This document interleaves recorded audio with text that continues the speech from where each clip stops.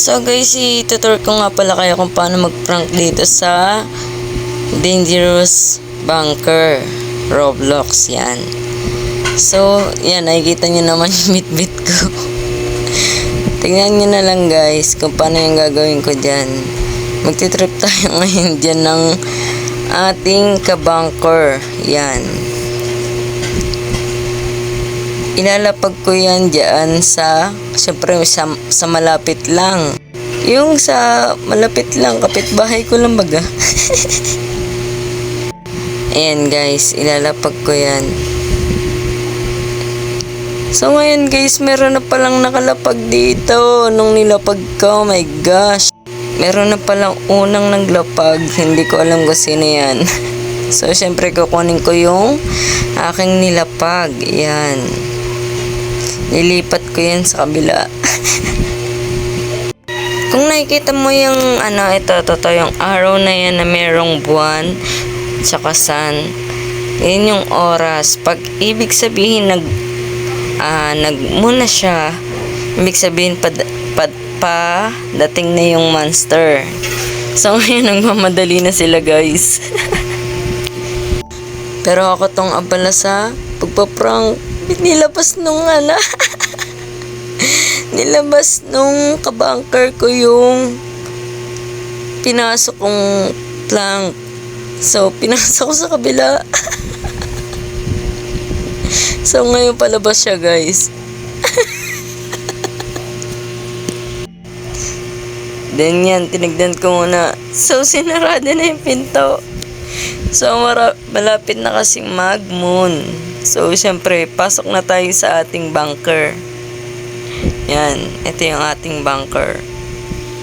So, ayan na. Papasok na ako sa aking bunker.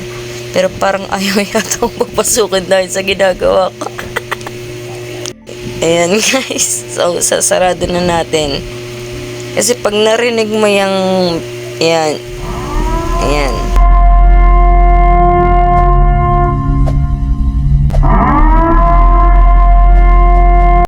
Yan guys, halos lahat sila nagtatakbuhan sa bunker nila.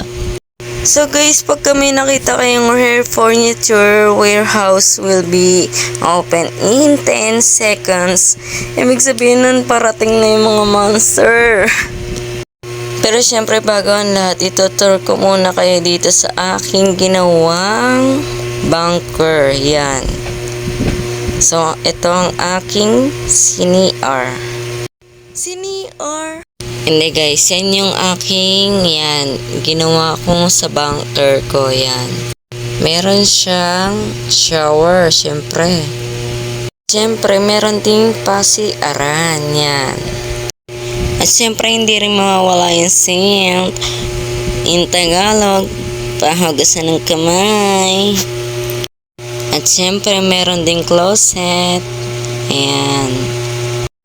And then, ito naman yung aking place of peace of my mind. Sa pangyayari na to guys, kung naririnig nyo tong sounds na to,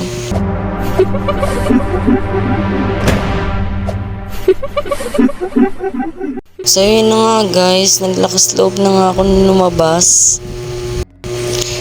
At kung nakikita nyo, nandun na nga siya sa kabilang kapitbahay kong bunker. At syempre matapang tayo, haharapin natin siya.